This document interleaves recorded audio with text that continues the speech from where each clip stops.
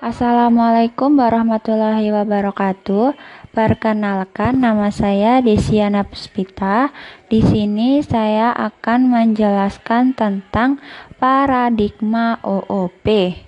OOP adalah paradigma atau teknik pemrograman di mana semua hal dalam program dimodelkan seperti objek dalam dunia nyata.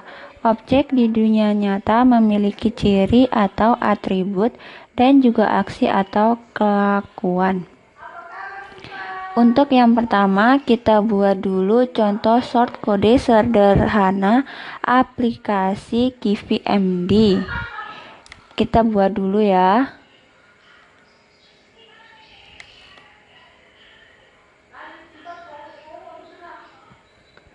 New, selanjutnya pcharm file, kita tulis KiviMD, lalu kita enter.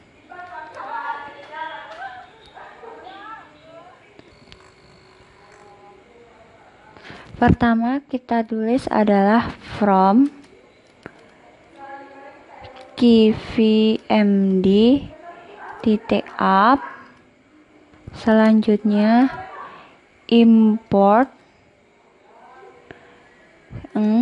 md up, selanjutnya kita enter, kita tulis kelas, selanjutnya struktur dasar, struktur dasar up. Selanjutnya kita buka tanda kurung, md a up, terus kita titik 2, lalu enter.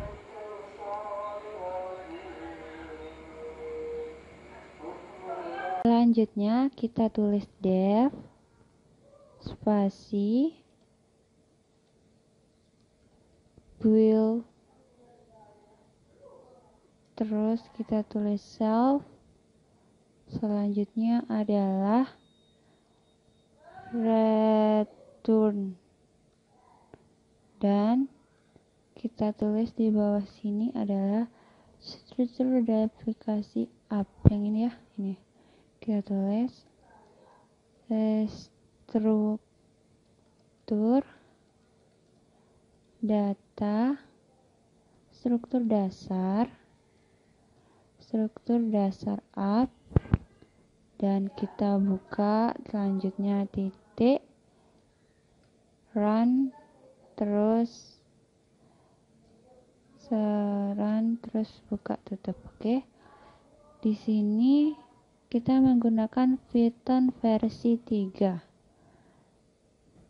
Istilah-istilah dalam OOP itu ada kelas-kelas, terus variabel kelas, data member, overloading fungsi, overloading operator, variabel instansiasi, pewarisan, instansiasi, metode, dan objek-objek. Untuk pembuatan kelas, kita buat dulu ya. Di sini kita kasih nama, buat dulu Python file, selanjutnya kita tulis kelas sederhana, lalu enter. Untuk membuat kelas, kita tulis kelas, selanjutnya tulis, kita contoh karyawan ya, karyawan, lalu titik 2, kita buat jumlah karyawan,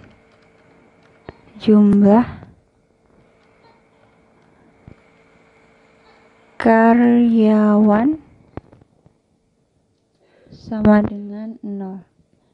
Ini tuh maksudnya adalah variabel kelas yang dibagi ke sebuah objek dari kelas ini.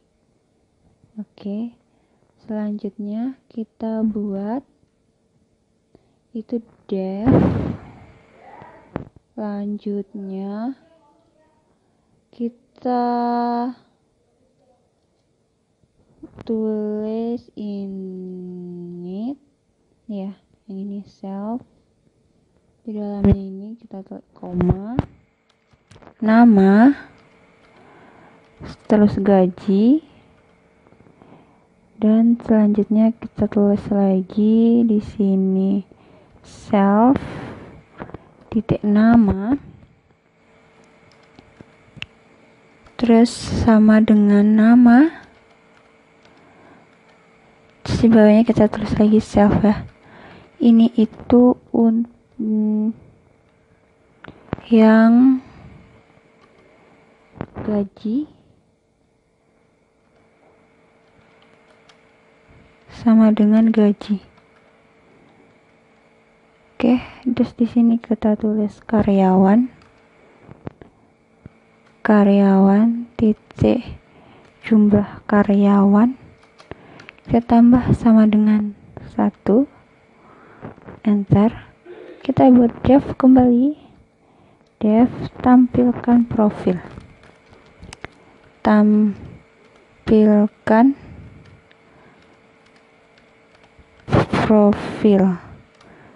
itu self titik 2, lalu enter.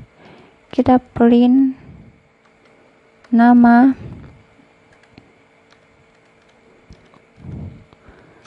yaitu kita tulis print setelah mengubah, tulis di situ ya, setelah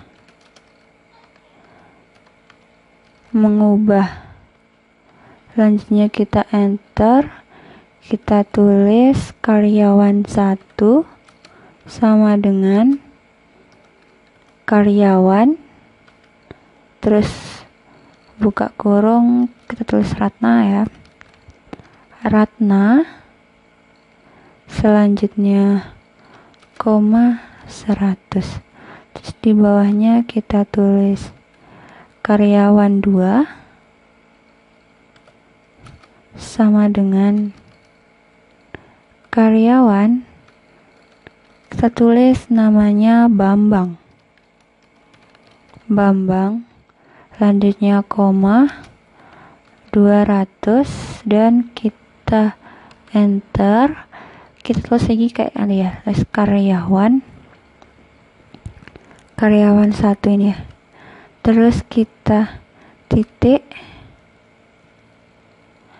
tampilkan profil, terus selanjutnya kita buat lagi karyawan, tapi yang 2 ini kita tilde tampilkan profil. Selanjutnya kita print total karyawan,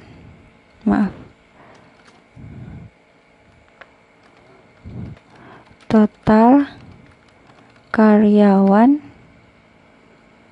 kita titik 2, lalu koma karyawan titik jumlah karyawan, terus kita coba jalankan.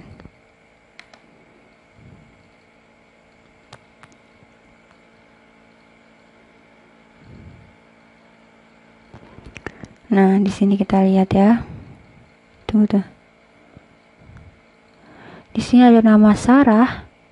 Ini kan yang tadi kan, setelah mengubahnya ada Ratna sama Bambang, jadi total karyawannya ada 4.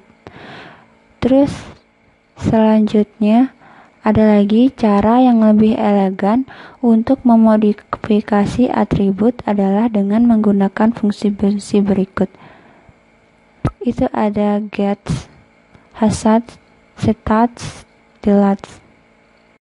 Selanjutnya untuk contoh prakteknya yang tadi itu adalah ini di bagian def sama ini ya, kita hapus jaraknya, terus yang ini juga kita hapus jaraknya, Yang karyawan 1 ini juga kita hapus jarak, ini juga kita hapus. Selanjutnya kita kan di sini udah kan, ini kan tinggal kita tambah aja ya. Di bawah ini kita tambah dengan hashtag ini, kita tulis karyawan 1, kita tulis gaji. Gaji ini tuh bernilai benar jika atribut gajinya itu ada. Terus selanjutnya kita tulis getters ini, kita tulis karyawan 1, terus kita tulis gaji ya. Ini tuh mengembalikan nilai dari atribut gaji. Selanjutnya kita yang di bawahnya kita tulis saya taruh ini, kita tulis karyawan lagi, karyawan 1, kita koma, lalu kita tulis itu gaji lagi. Nah, dan di sini di belakangnya gaji kita tulis 16 juta. Ini tuh menghapus atribut gajinya ya. Maaf, bukan itu maksudnya, mengatur nilai atribut gaji. Nah, terus yang selanjutnya itu ada nih di letters ini, di sini kita tulis karyawan 4, lalu kita tulis gaji. Nah, gaji ya. Ini baru menghapus atribut gaji. Nah, terus kita tulis karyawan 1 kayak ini, 2, 3, dan 4 ini ya. Ini kita salin aja ya, biarin ya. Kita salin sampai print total ini ya, kita salin. Lalu kita paste di sini. Oke. Selanjutnya kita jalankan.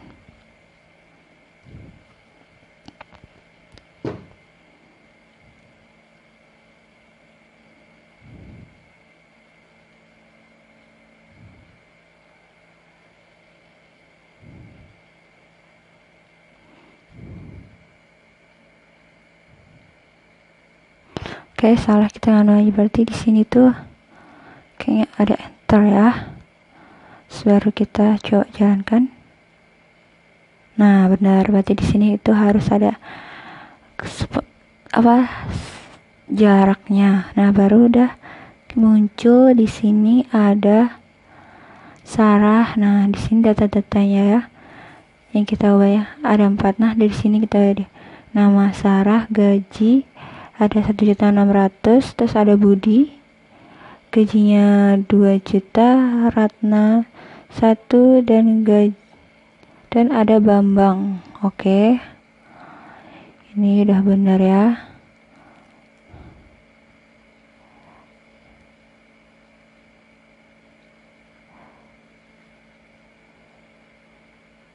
Terus di sini kenapa total karyawannya nggak masuk? Itu karena dieksekusi di dalamnya terdapat fungsi yang wajibnya gaji harus diisi. Nah, makanya di sini nggak keluar itu ya. Terus kita buat lagi atribut kelas boolean. Di sini ya kita buat yang baru, new Python file. Di sini kita kasih nama kelas sederhana 2, enter.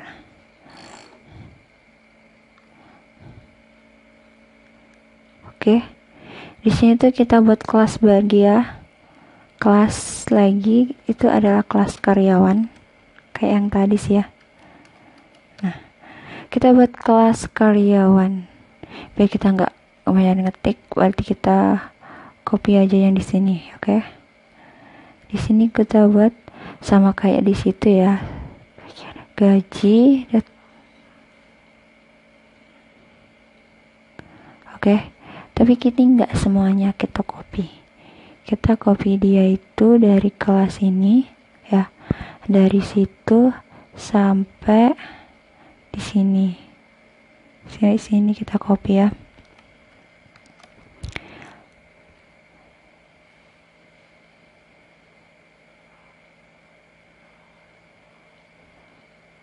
Oke, kita copy.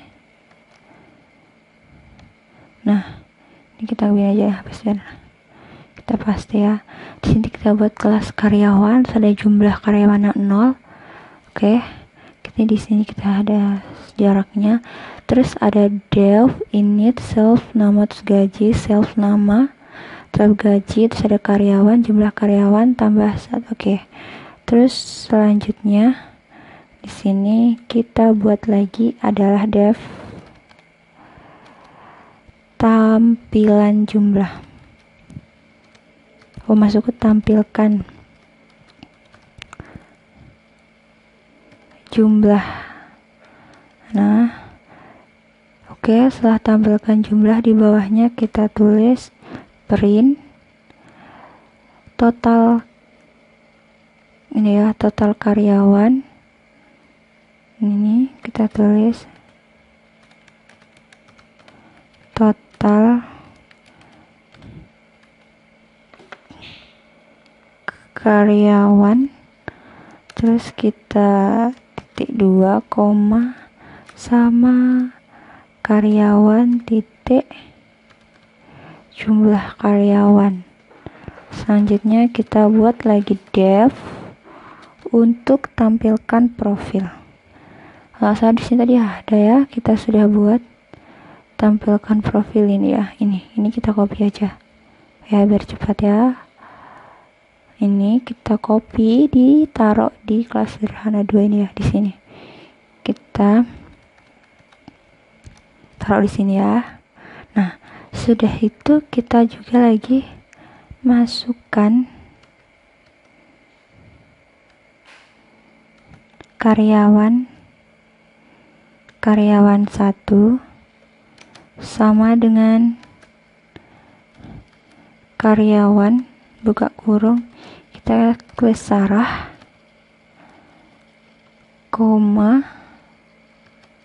kita tulis 1 juta. Terus kita karyawan lagi, tapi kita ubah dia jadi karyawan 2, kita tulis karyawan, terus kita kasih nama Budi, enter. Budi itu 2 juta. Oke. Kita lagi di sini baru tulis print. Kita print. Selanjutnya tulis karyawan titik dok, terus kita tulis titik 2-nya ini kan, kita koma, isinya itu adalah karyawan, selanjutnya titik docs ini ya. Oke, terus kita enter. Di sini kita juga taruh sama kayak yang di atas ini ya, tapi di sini kita copy aja ya. Di sini tuh bedanya kita tulis nama, ini diganti sama Amin. Nah, di sini juga kita ganti dia jadi, nah ini nama ini ya. Aduh maaf. Nah, itu dia. Terus di bawahnya juga kita pasti saja ya, kita ganti jadi modul.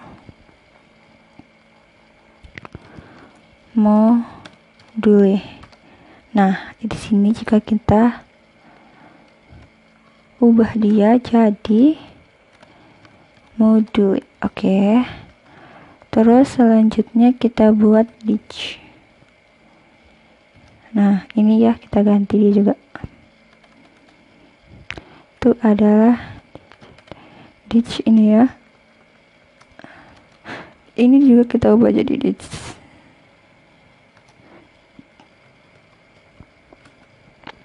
Di sini kita copy dulu lagi ya. Nah, taruh di sini, kita ubah dia jadi bases. Di sini kita juga ubah dia jadi bases ya. Coba kita jalankan.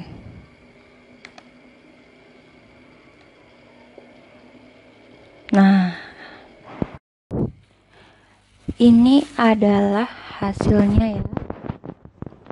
Selanjutnya kita akan membahas tentang penghancuran objek. Penghancuran objek itu bisa contohnya di sini ya, kita buat contoh ya. Kita buat file baru di Python dengan nama penghancuran objek ya.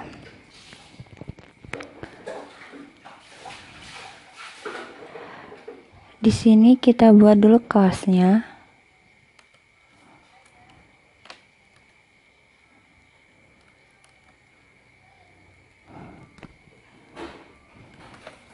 Malah ketika ini kayak kerja deh.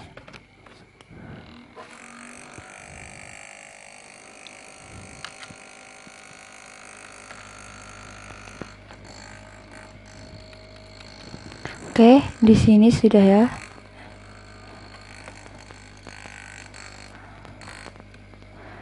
Ini sudah ya. Pertama kita buat dulu adalah kelasnya.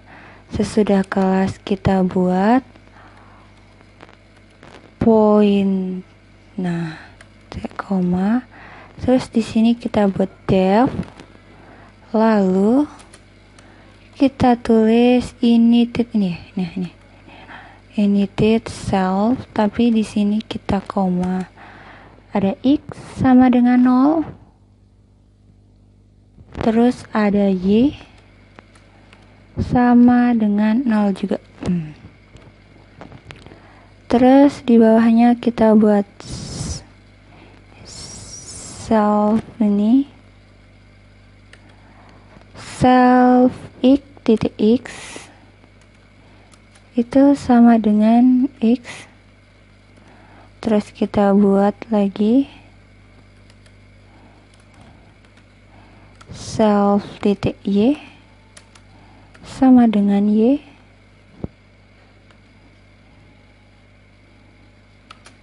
Kita buat spasi ya kah. Selanjutnya kita buat def lagi ya, def tapi isinya itu adalah delt ini, delt self. Kita buat kelas nama, kelas name, selanjutnya sama dengan self titik, kita buat kelas. Oke, yang ini kelas ya, kelas, selanjutnya titik, kita buat nih kelas name. Nah ini, nah di sini terus kita print,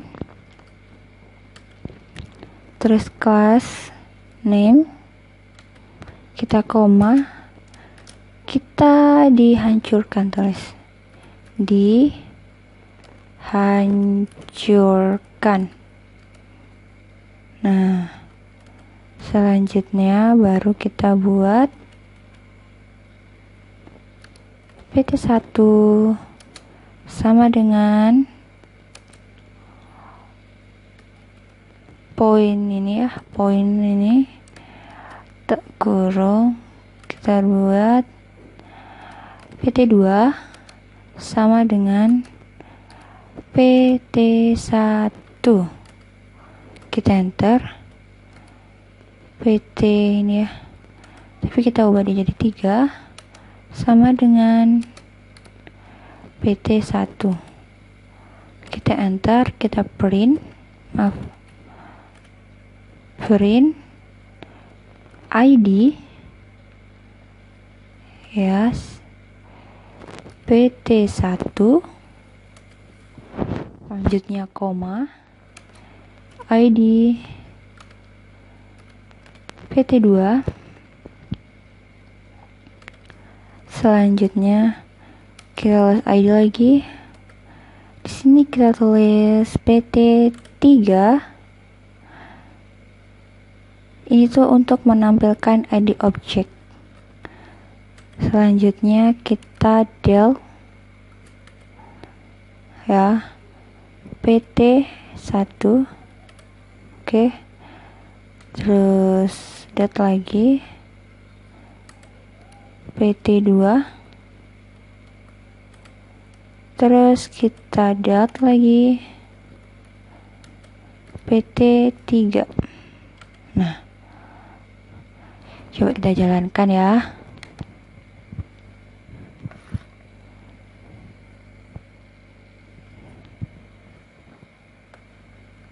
Nah, itu hasilnya ya. Poin dihancurkan itu ya hasilnya. Terus selanjutnya kita ada pewarisan. Kita bisa menurunkan karakteristik sebuah kelas ke kelas baru dibandingkan dengan membuat kelas baru dari awal.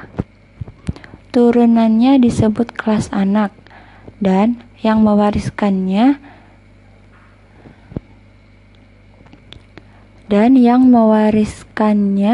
disebut kelas induk. Kita langsung masuk ke praktek ya. Kita buat dulu, baru kita beri nama dia pewarisan. Enter. Nah, di sini kita buat kelas lagi induk yang pertama. Habis kelas induk, terus kita buat parent, lalu add sama dengan 100. Child method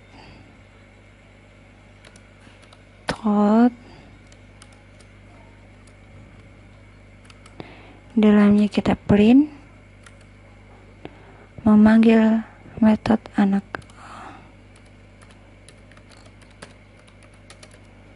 Metode anak. Oh, ini ada salah berarti ya. Di sini itu 1. Oke. Selanjutnya kita pergi ke bawah. Kita tulis itu ada C sama dengan anak, buka kurung, maaf, anak. Terus selanjutnya C titik children method ini, harus kita C titik parents methods center, kita tulis C lagi set get art, ini kita tulis 200. Selanjutnya kita tulis C titik get art. Oke. Yuk kita jalankan ya.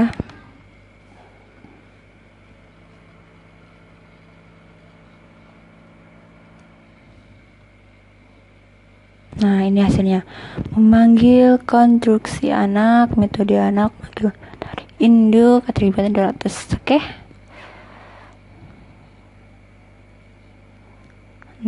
Saat kita ada metode overriding. Kita bisa mengabaikan fungsi dari kelas induk di dalam kelas anak. Alasan untuk melakukan overriding adalah karena kita memodifikasi atau mengubah metode yang sudah diturunkan dari kelas induk di dalam kelas anak. Perhatikan contoh berikut. Nah, kita buat lagi ya, file baru. Kita kasih nama overriding. Nah, oke. Di sini tuh kita tulis kelasnya dulu ya. Kelas induk. Selanjutnya ada def my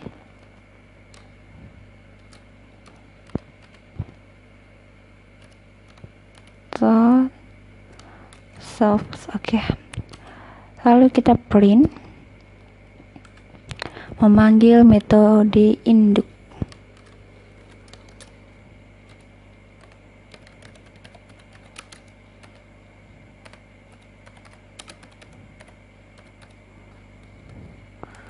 Terus kita buat kelas untuk anak. Maaf. Terus kita kasih nama induk di sini. Ini lagi def my method self, ini lagi. Terus kita print memanggil metode anak. Kita copy aja. Oke. Ini kita copy. Ini tinggal diganti dengan anak. Dan caranya tuh kita titik my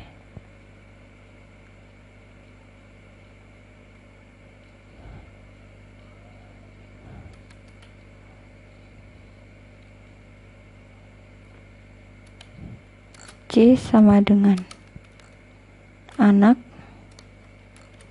Selanjutnya kita tulis titik my method. Oke, kita coba jalankan ya. Coba ditaruh di sini biar kita. Terus kita buat baru. Kita kasih nama, dia itu adalah overloading operator. Overloading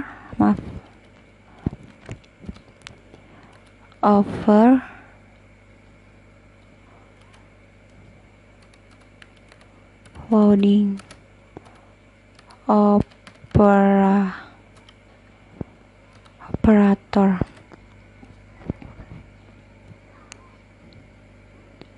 Itu yang pertama kita buat. Pertama adalah kelas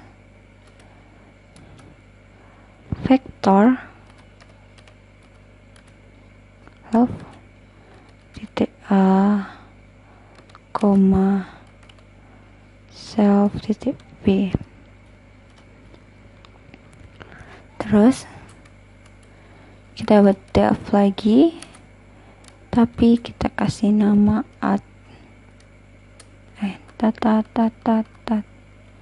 def dan self other, kita tulis other. Terus return vektor,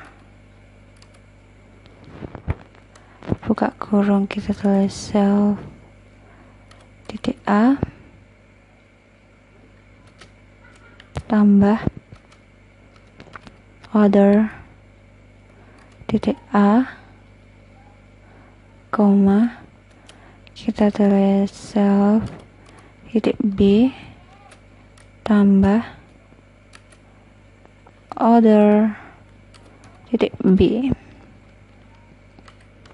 Terus di sini kita tulis V1 sama dengan vektor 5,10, terus V2 sama dengan vektor 4,-2. Kita print V1 tambah V2.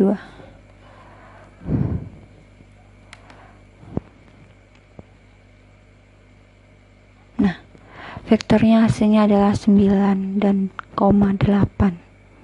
Selanjutnya kita menyembunyikan data. Sebuah atribut objek bisa dibuat terlihat ataupun tersembunyi dari luar kelas. Caranya di Python adalah dengan memberi nama atribut dengan diawali tanda underscore 2 kali. Dengan begitu atribut tersebut tidak akan dapat tambah dari luar kelas.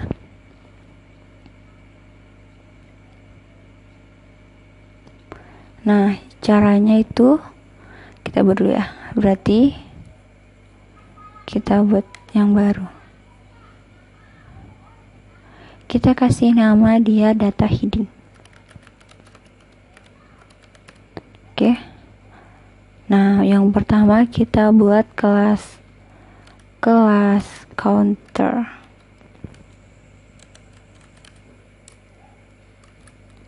Terus kita tulis search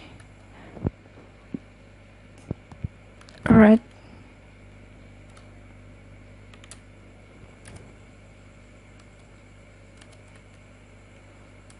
count sama dengan 0.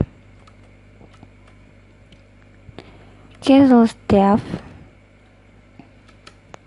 show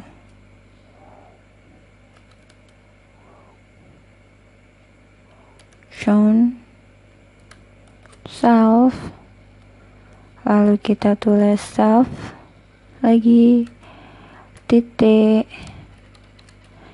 quotes ya, tambah sama dengan 1, lalu enter, kita print self titik. Nah, ini enter ini, lalu kita tulis counter sama dengan counter, lalu enter counter titik count, lalu kita enter lagi counter lagi sama counter titik count, kita print counter titik counter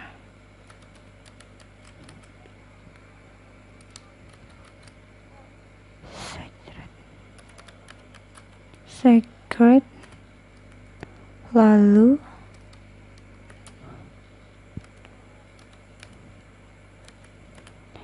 oke, coba kita jalankan ya. Kita pindah dulu di sini ya. Oke, kita jalankan. Nah, 1, 2, 2. Oke.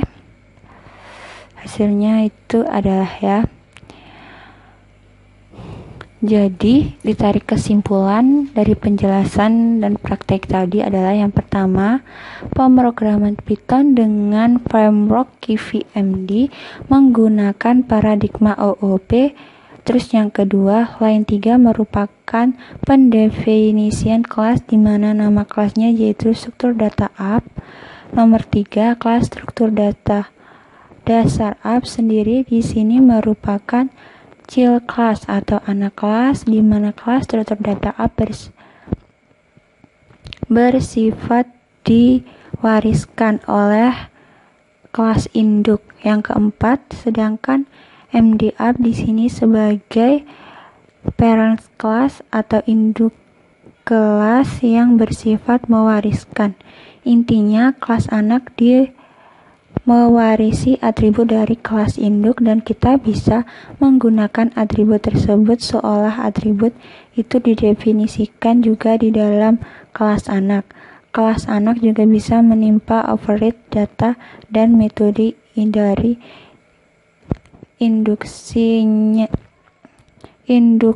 induknya dengan data dan metodenya sendiri. Satu kelas anak bisa mewarisi karakteristik dari satu atau beberapa kelas induk. Terima kasih sudah mendengarkan penjelasan saya. Mohon maaf jika ada kata yang salah. Wassalamualaikum warahmatullahi wabarakatuh.